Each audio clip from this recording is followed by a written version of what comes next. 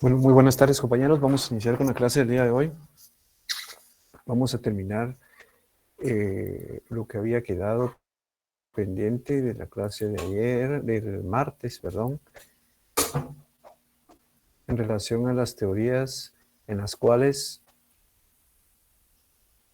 se trata de explicar en qué momento el consentimiento se concreta, porque no necesariamente los otorgantes y las personas que están participando dentro de la generación de la obligación están presentes. Entonces, hay varias teorías que pretenden explicar esta situación, compañeros. La primera de ellas es la teoría de la declaración. Entonces, la teoría de la declaración es la más básica, compañeros, porque esta hace referencia a que en el momento en el que a la persona que hizo la oferta, o sea, quien se le hizo la oferta, acepta. Entonces declara que acepta esa oferta. Entonces, es en ese momento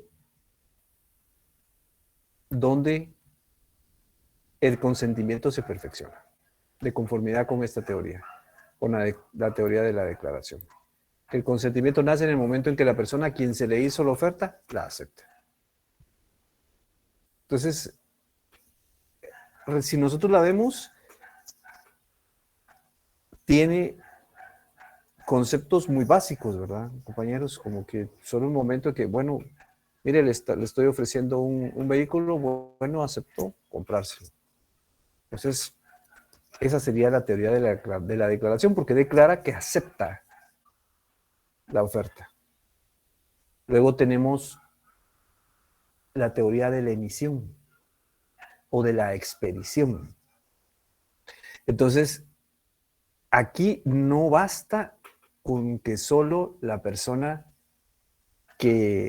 a quien se le hizo la oferta la acepte. O sea, no basta con eso, como en la anterior teoría. Tiene que remitir su respuesta en donde está aceptando. Aquí tampoco es necesario que el oferente, quien realizó la oferta, la reciba. Con el hecho de que la persona que está aceptando, el aceptante, envíe su respuesta, es suficiente. El problema de esto es que puede ser que la envíe, pero el oferente puede ser que nunca se entere. Entonces, era uno de los puntos negativos que se le planteaban a la teoría de la emisión o la expedición, ¿verdad? Que, bueno, sí, aceptó, envió su respuesta, pero la persona que formuló la oferta nunca la recibió. Entonces ahí hay un problema, porque realmente la persona que está ofertando nunca sabe que la otra persona aceptó. Entonces, como vemos, cada vez hay más detalles y hay detalles que son un poco difíciles de completar, de concretar, porque la teoría es inmensa, ¿verdad? Entonces, ahí, en relación a la perfección del consentimiento, hay detalles que deben de irse completando para que alguien expida la oferta y la otra persona la acepte. Pero dentro de ese camino hay una serie de requisitos y situaciones muy específicas. Luego tenemos la teoría de la recepción, compañeros. La teoría de la recepción es la que acepta nuestro código. establece que el consentimiento nace desde el momento en que el oferente recibe la respuesta de aceptación. O sea, cuando yo emití una oferta, viene la otra persona y la acepta y me dice que la acepta. Entonces, yo, quien formule la oferta,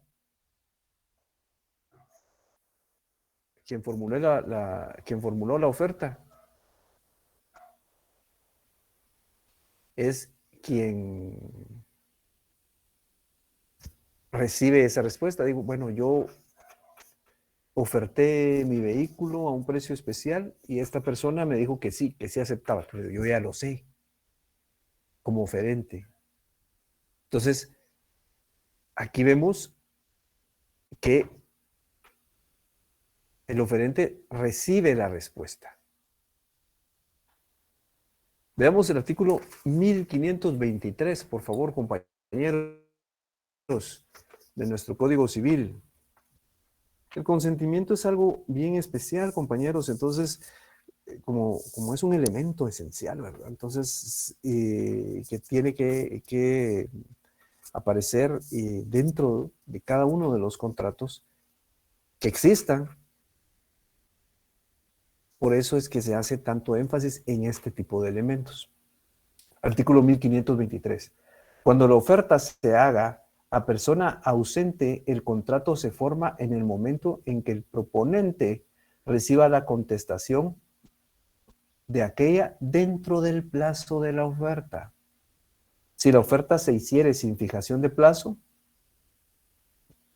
el autor de ella quedará ligado durante el tiempo suficiente para que la contestación llegue a su conocimiento.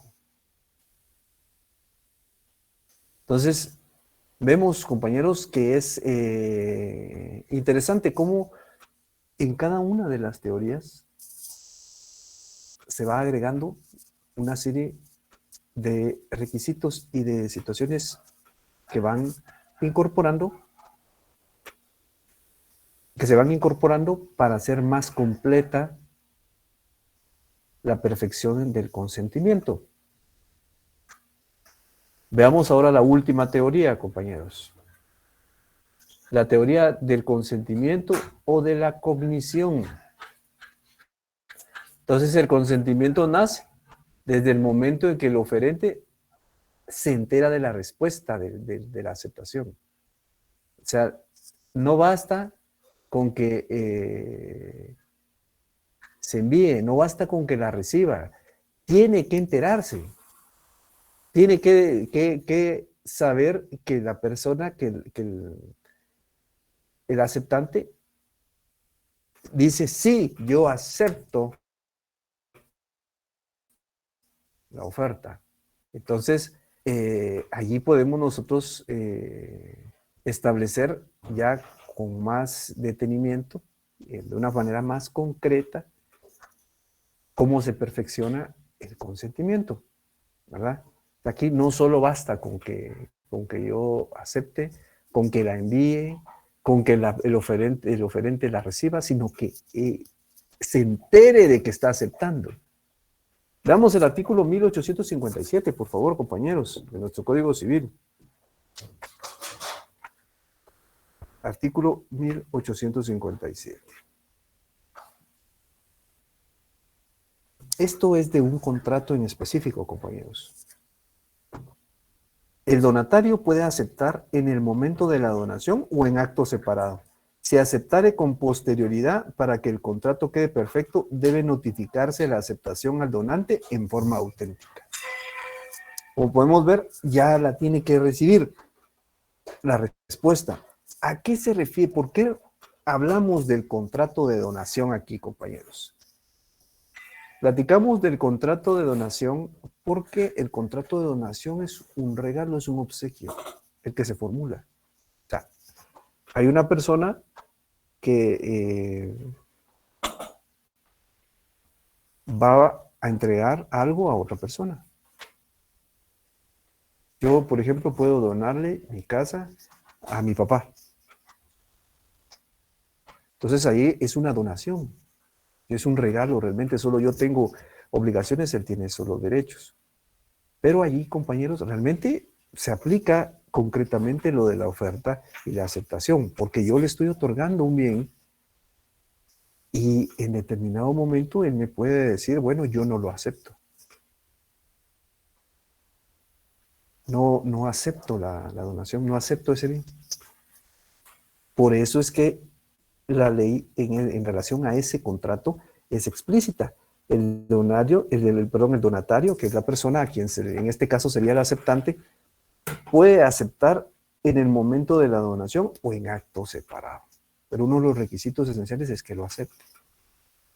Entonces, esta situación en relación a la donación entre vivos se ajusta de manera perfecta a la teoría del conocimiento o de la cognición, compañeros. Y por último tenemos el artículo 1524, el contrato por teléfono. Teniendo en consideración cuándo viene nuestro Código Civil, en ese momento la tecnología se remitía más que nada a la telefonía. Entonces, dice aquí, el artículo 1524, el contrato por teléfono se considera celebrado entre presentes. Y tanto en este caso como en el artículo anterior, es decir, en el artículo 1523, el contrato se reputa celebrado en el lugar en que se hizo la oferta. En la actualidad hay un sitio que es el que desarrolla, pues ese es el más conocido, realmente deben haber más, pero que desarrolla ventas todavía por teléfono. Entonces, llame ahora, dice, ¿verdad? Y tendrá la oferta tal y tal. Entonces, ahí en ese momento eso era lo más avanzado en relación a la tecnología. El problema con la tecnología es que muchas veces supera a la legislación. Muchas veces la legislación cuesta que se adecue.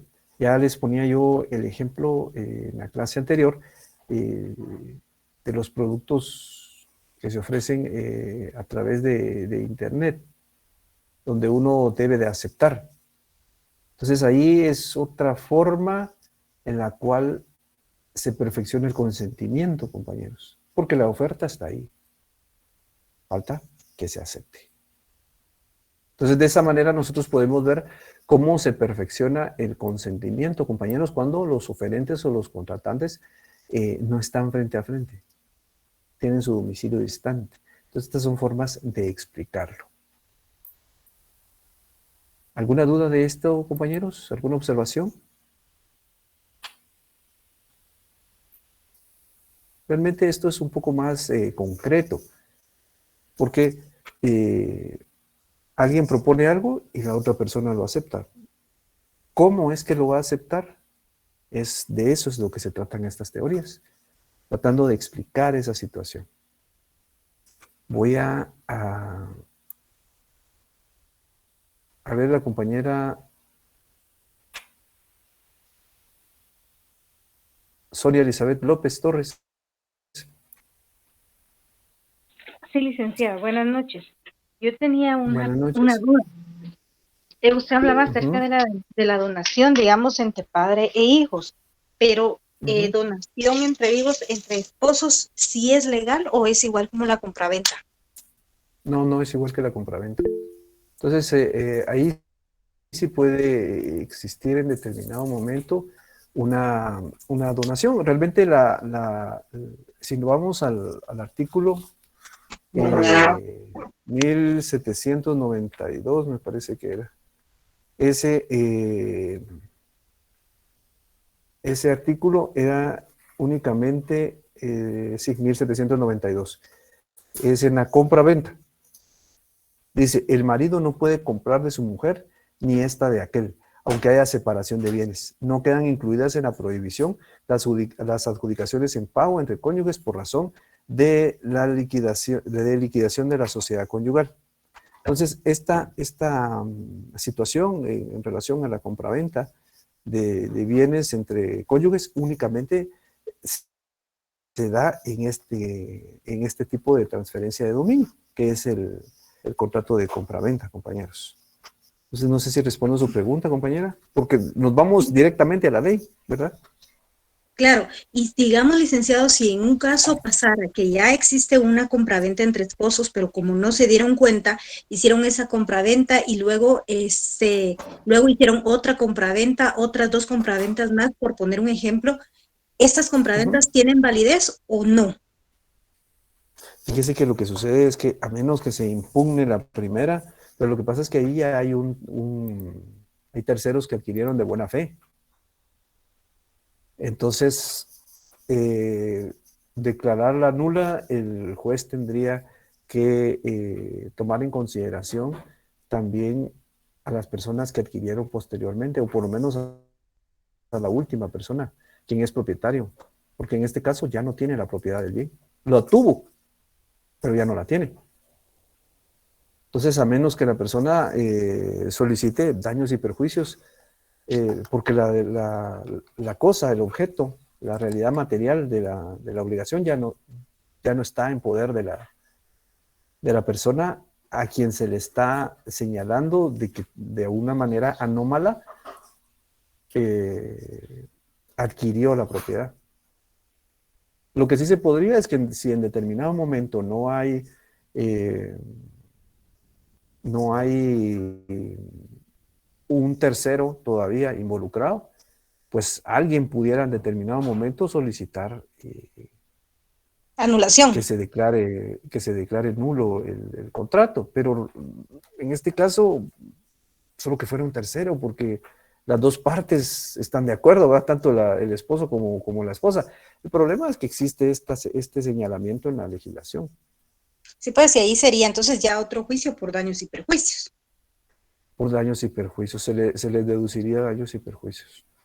Pero en este Ah, caso, la persona pues está con si se afectó a un tercero, entonces tendrían que pagar daños y perjuicios.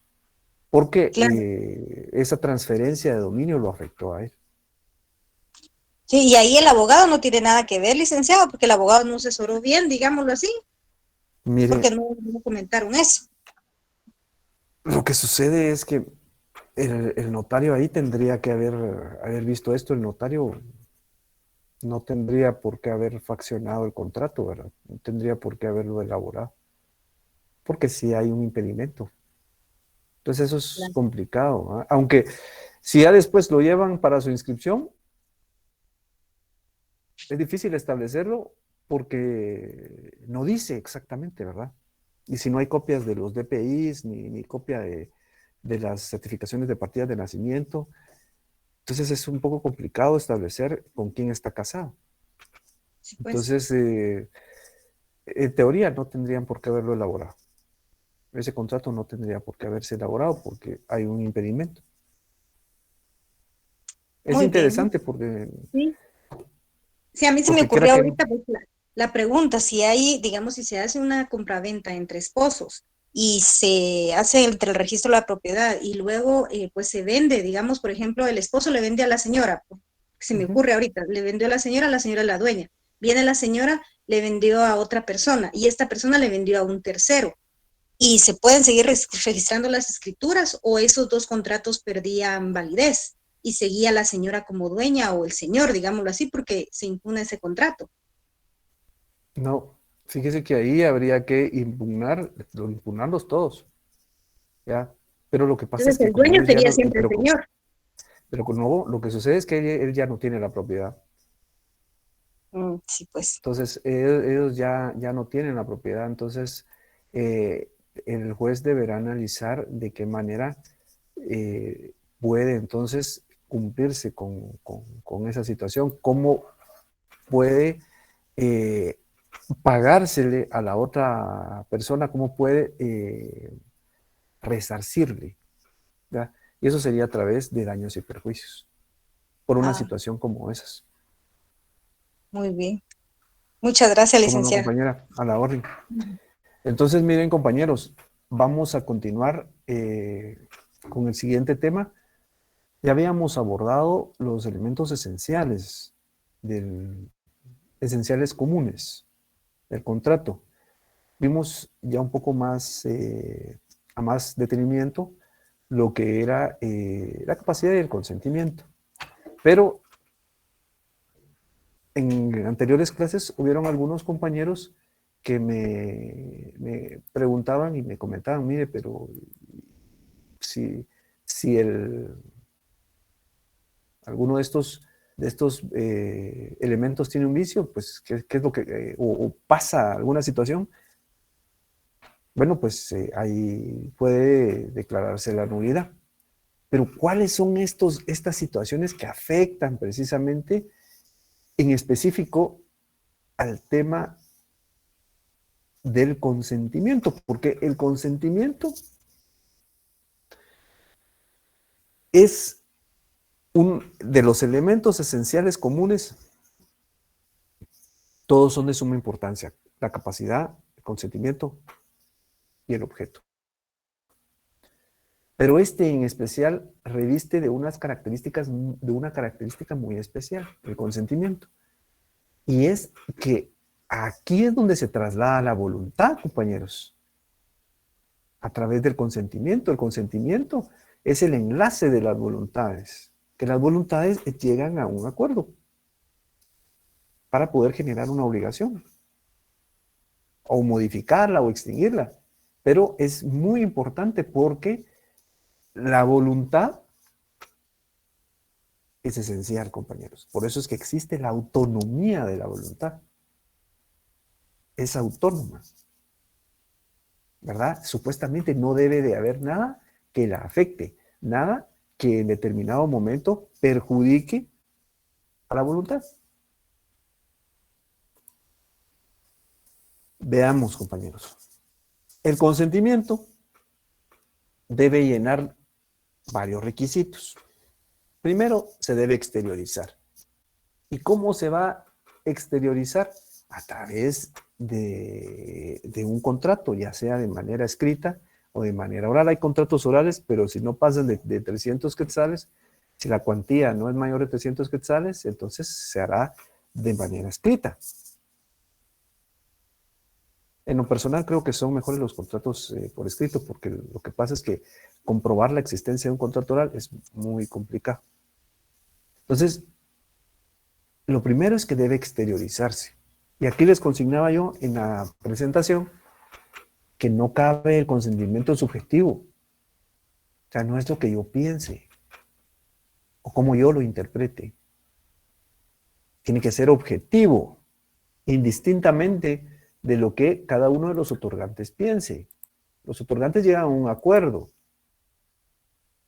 Por eso es que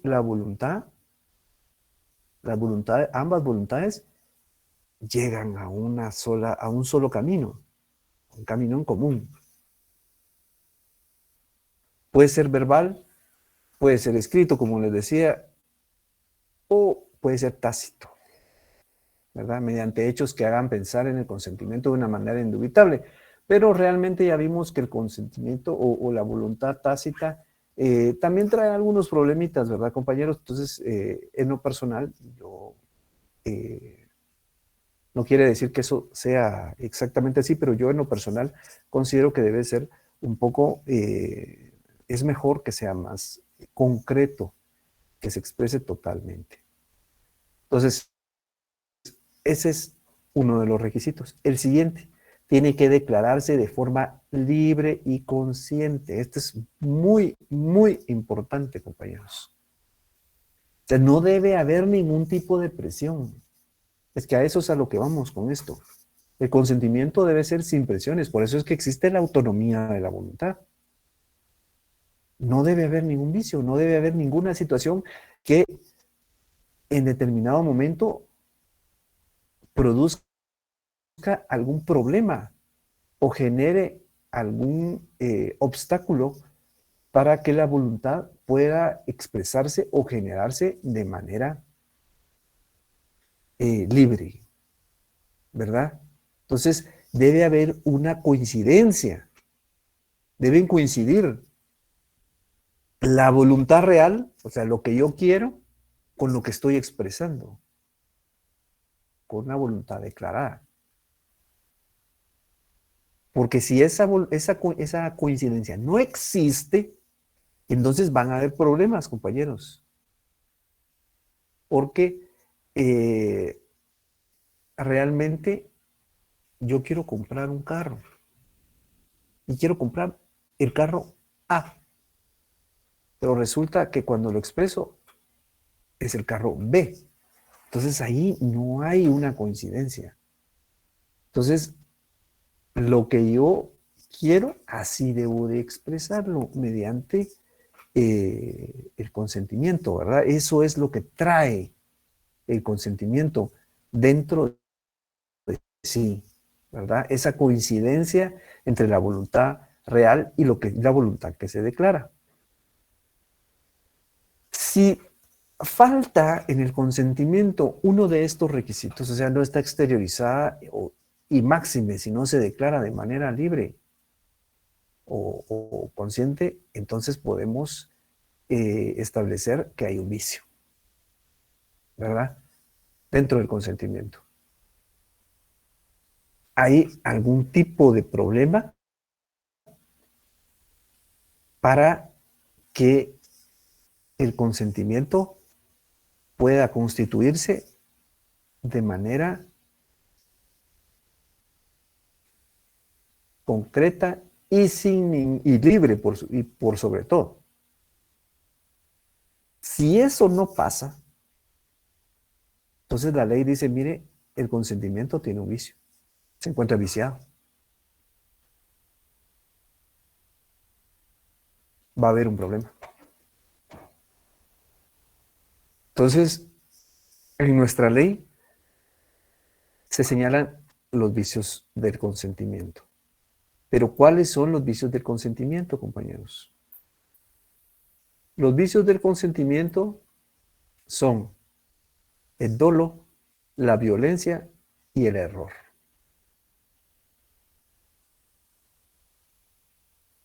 Vamos a principiar con el dolo, compañeros. El dolo es el fraude, ¿verdad? Engaño. Ya los romanos lo consignaban, decían, ya ellos lo tenían legislado. Entonces que según ellos era una mentira, ¿verdad? Para manipular, para poder en determinado momento engañar a otra persona y sacar ventaja de ella o defraudarla. Viene del latín dolus. Recordemos que en Roma se hablaba latín, ¿verdad, compañeros? Y fue un imperio tan fuerte y con tanto,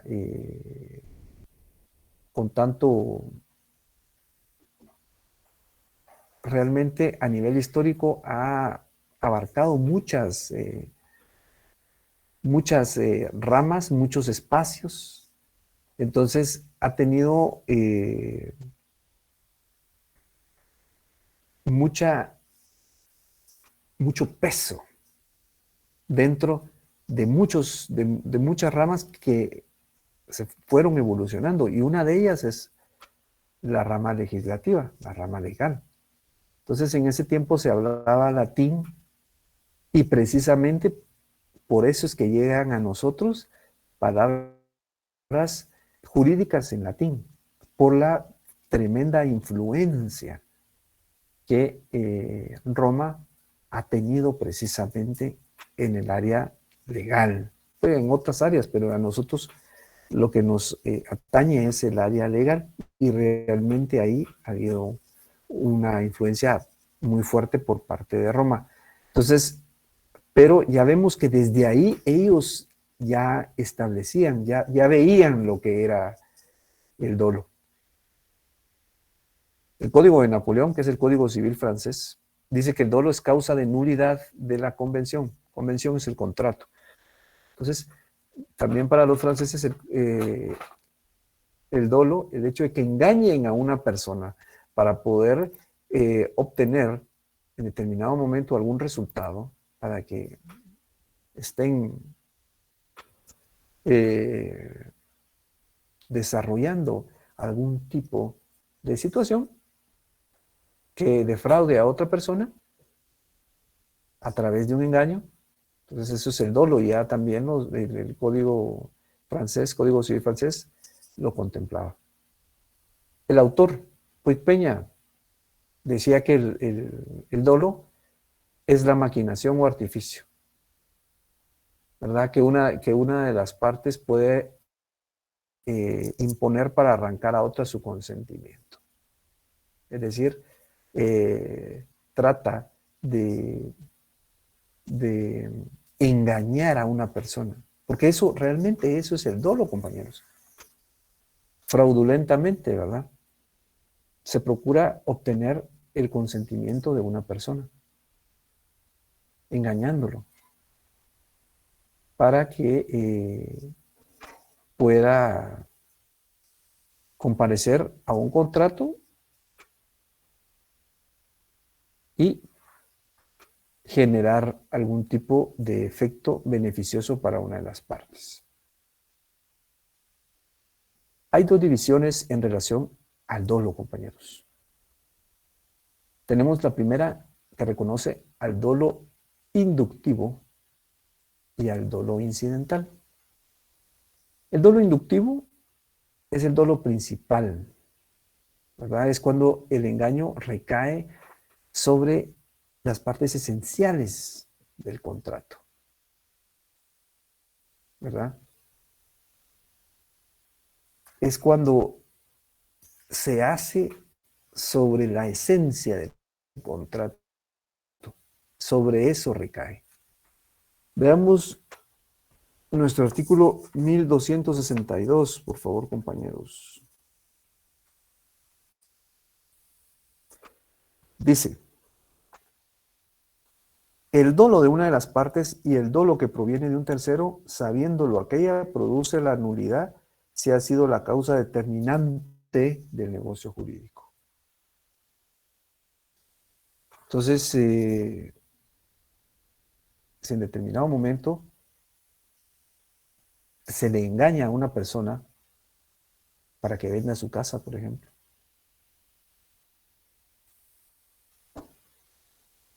y ahí, dentro de las situaciones esenciales del contrato, un engaño, entonces el contrato no nace a la vida jurídica. No nace no tiene la legalidad. Yo vengo y voy a vender una casa.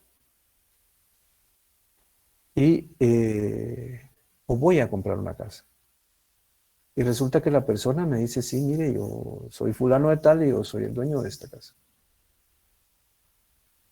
Y bueno, quedamos de que yo le voy a pagar el valor, ¿verdad? El precio.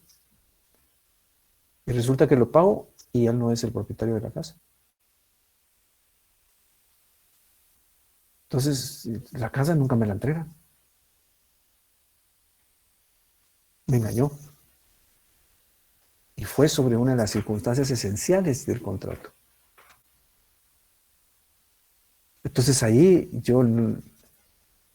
realmente indujeron, me engañaron.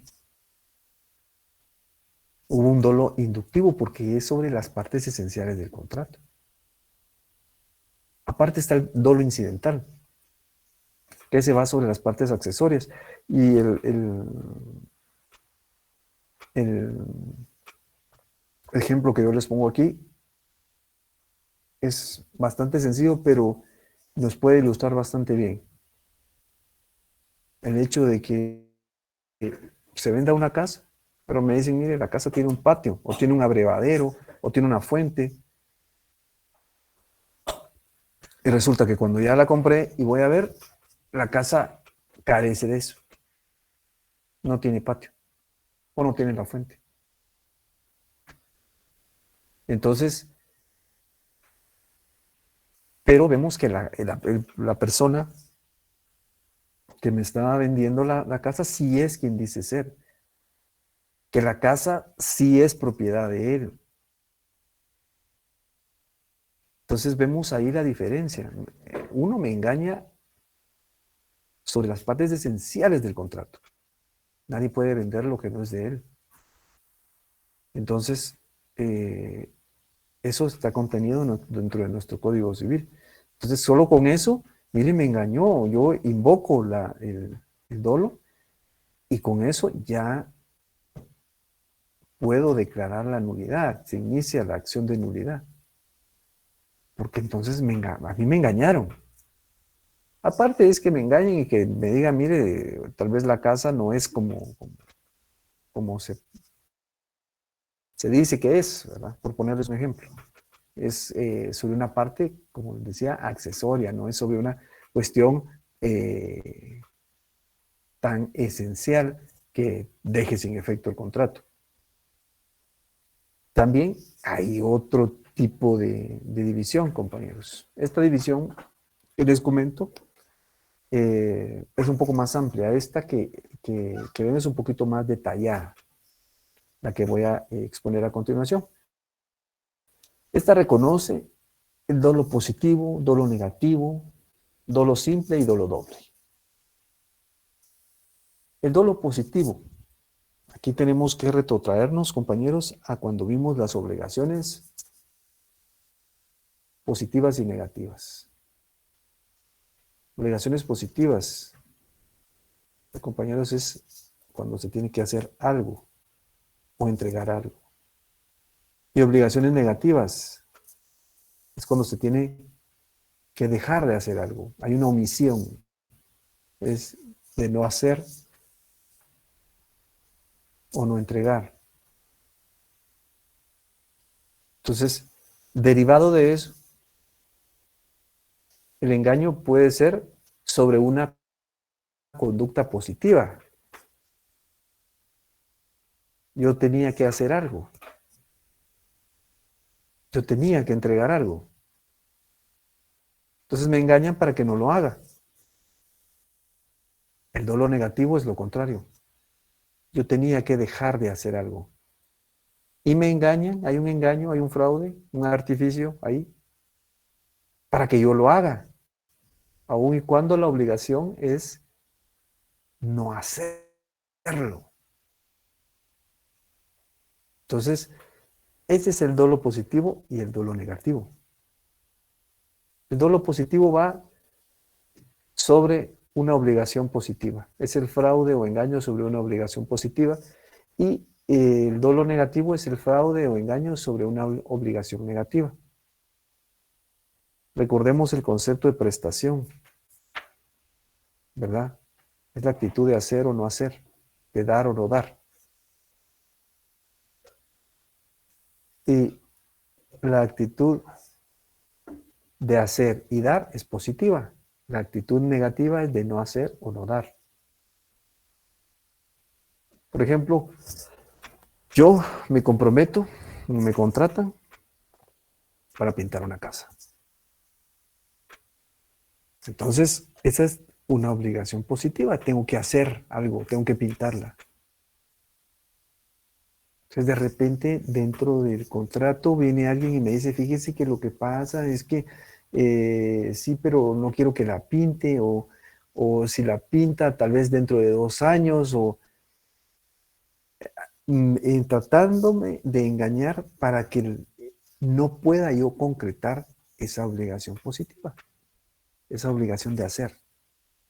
La obligación negativa, pongamos el mismo ejemplo. Fíjese que lo que no quiero es que me pinte la fachada de la casa. Todo lo demás me lo puede pintar, pero esa no. Entonces ahí hay una omisión. Yo no debo de pintar la fachada de la casa.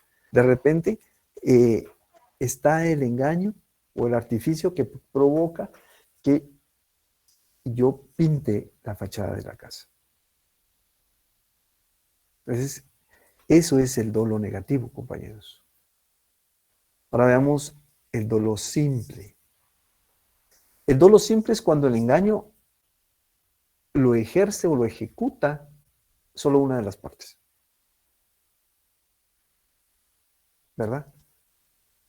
Entonces, el dolo está en la conducta o en la omisión, o en la actitud de hacer o no hacer, de dar o no dar, de uno de los contratantes, de uno de los otorgantes, de uno de los comparecientes, de las personas que comparecen. Uno de ellos trata de engañar a la otra. Y el dolo doble, compañeros, el dolo doble es cuando el engaño es de parte de los dos contratantes. Resulta que los dos están tratando de engañar, los dos están tratando de aprovecharse. Entonces, nuestra ley lo que reconoce es el dolo simple, el dolo doble no. ¿Por qué? Si hay engaño de las dos partes, se tiene como válido el contrato, ¿verdad? No hay nulidad. Ambas partes estaban aprovechando, ambas partes estaban engañando. Y mire, yo le voy a vender esta casa y resulta que no es de él. Y yo le voy a pagar y resulta que el cheque no tiene fondos. Entonces, es una situación en doble vía. Una de las cuestiones esenciales, compañeros, que hay que tener bien en consideración es lo relativo a si el dolo se presume o no. Es decir, mire, yo presumo que él me está engañando. Sí, él me está engañando, ¿verdad? La casa no es de él. Pero usted tiene los documentos que acreditan que no es de él. No. Pero yo lo asumo por varias circunstancias. Eso no puede ser. El hecho de que alguien esté engañando es a través de las pruebas que debe de comprobarse. O sea, nunca hay que asumirlo. Debe de comprobarse. Debe de establecerse concretamente. Para que se pueda establecer que existió dolo, que existió una maquinación, un engaño o un artificio. Eso hay que tenerlo en consideración. La acción de nulidad. Esa hay que ejercerla dentro de los 2 años siguientes a la fecha en que se enteró del dolo. Cuando se enteró la persona del artificio o engaño, entonces tiene 2 años para poder plantear la acción. Veamos el artículo 1312, por favor, compañeros, de nuestro Código Civil. Dice, el derecho de pedir la nulidad relativa dura 2 años contados desde el día en que se contrajo la obligación, salvo los casos en que la ley fije término distinto. Entonces, miren, compañeros, de esta manera podemos establecer el primer vicio del consentimiento, ¿verdad? Cuando nos están engañando, para que nosotros podamos contraer una obligación y de esta manera, de la manera en la que estamos tratando de conformar o modificar o extinguir una obligación, nosotros podamos equivocarnos y beneficiar a la otra persona. Veamos el siguiente vicio, compañeros. El siguiente vicio, a ver, la compañera Dulce Ramos levantó la mano. Buenas noches, licenciado. Yo tengo una duda con la acción de nulidad. Usted indicaba que era a partir de los primeros 2 años de que se hace el contrato o desde que uno se entera. Es que me quedó duda. No, desde que uno se entera. Pero si el contrato, un ejemplo, ya tiene 10 años de que se realizó, un ejemplo, sí se puede aplicar. Miren, pues, desde que se no es el tiempo desde que se celebró, sino desde que se entera media vez, no han transcurrido 2 años desde que se contrajo la obligación, es decir, se celebró el contrato. Veamos el artículo nuevamente para no tener ninguna duda. Entonces, artículo 1312. El derecho de pedir la nulidad dura 2 años contados desde el día en que se contrajo la obligación. O sea, yo me entero y entonces tengo que establecer si han transcurrido 2 años desde que se contrajo la obligación, es decir, desde que se celebró el contrato. Eso dice la primera parte del artículo, salvo los casos en que la ley fije término distinto. El problema de la prescripción es que la prescripción tiene particularidades muy específicas en relación a las distintas acciones que se pueden generar. Así como para acá hay 2 años, para otras hay 1 año, para otras hay 5 años, pero en este caso yo me entero de eso y no debo de dejar pasar 2 años antes bueno, desde que se celebró la obligación, desde que se generó la obligación, como dice el artículo. No sé Muchas gracias, Lee. De nada, sí, compañera. respondió mi duda, muchas gracias. De nada. ¿Alguna otra duda, compañeros? ¿Alguna otra inquietud? Este tema de los vicios del consentimiento es bien, bien importante, compañeros, porque lo que sucede es que cuando hay un engaño o hay violencia o hay un error, simple y llanamente la obligación se distorsiona. O se contrae una obligación que uno no quiere, ¿verdad? Que la persona no quiere. Es por eso que ahí se puede invocar la nulidad, tratando de dejar sin efecto la obligación. Resulta que yo tengo que pagar algo derivado de una obligación, compañeros. Una obligación que yo no quería, o que fui compelido, ¿verdad? En el caso de la violencia, ¿verdad? Es toda presión física o moral que se ejerce sobre el ánimo de la persona para inducirla a contratar. Puede ser física o puede ser moral. Este concepto que acabo de leer es bien amplio, compañeros. ¿Qué pasaría si en determinado momento llega alguien y me dice, mire, por favor, o bueno, tal vez con educación, ¿verdad? Pero véndame su casa. Si usted no me vende su casa, yo voy a atentar contra su vida o contra la vida de su familia. Realmente ahí ahí no me están engañando, ahí me están amenazando y puede existir violencia. Y eso sí puede incidir dentro de mi voluntad, compañeros. Y eso es complicado porque entonces, bueno, voy a vender mi casa, pero la voy a vender porque me están obligando, me están amenazando, hay violencia de por medio. Entonces uno de los requisitos es que la violencia cause una impresión profunda en el ánimo de la persona. Teniendo en consideración, sin ánimo de entrar a discutir algunas cosas que no vienen al caso, pero así como está la situación, que en determinado momento llegue alguien y me diga, mire, o voy a atentar contra su familia.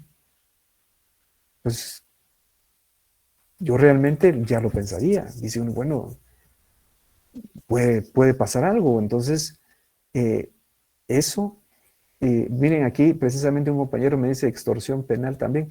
Claro, es desde el punto de vista penal, pero en este caso estamos contrayendo una obligación y sí nos están extorsionando, ¿verdad? Estamos contrayendo una obligación que no queremos. Ha sido violentada nuestra voluntad y no es porque nos estén engañando, sino nos están amenazando. Entonces, eso es un problema, compañeros, porque entonces no podemos nosotros tener una coincidencia entre nuestra voluntad declarada y la voluntad real.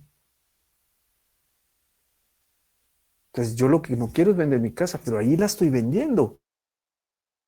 Entonces, tenemos que tener en consideración este tipo de elementos, compañeros, porque si afectan el consentimiento de los 3 elementos esenciales, tiene una característica especial que es la voluntad, ¿verdad? Es el acuerdo de las voluntades. Y si en uno de los en este acuerdo me están a mí amenazando, entonces realmente mi voluntad está viciada. Entonces, El segundo de los requisitos es que dice que esa violencia vaya dirigida contra la persona contratante, contra su honra o contra la persona u honra de su cónyuge, ascendientes o descendientes, lo que yo les decía, ¿verdad? Entonces, mire, si usted no lo vende, tal vez a usted no le vamos a hacer nada, pero vamos a ir contra su familia, contra sus hijos, ya sabemos cuántos hijos tiene, o cosas así, ¿verdad? Entonces, eso es algo intimidante, compañeros. Y realmente, lamentablemente, uno escucha ese tipo de casos de manera cotidiana. Pues mire, es que lo sacaron de la casa, o un grupo de maleantes, o lo obligaron a vender. Lo obligaron a vender. Mire, queremos su finca. Entonces, o usted colabora o le pasa algo. Lamentablemente, como consigno yo aquí, es un mal grave, compañeros. Y es un mal inminente, ¿verdad? Es algo que existe y que va a estar ahí media vez no se haga algo para evitarlo, ¿verdad? Entonces, la violencia es otra de las formas en las cuales puede viciarse el consentimiento. ¿Cómo la califica el juez? Veamos el artículo 1266, por favor, compañeros, de nuestro Código Civil.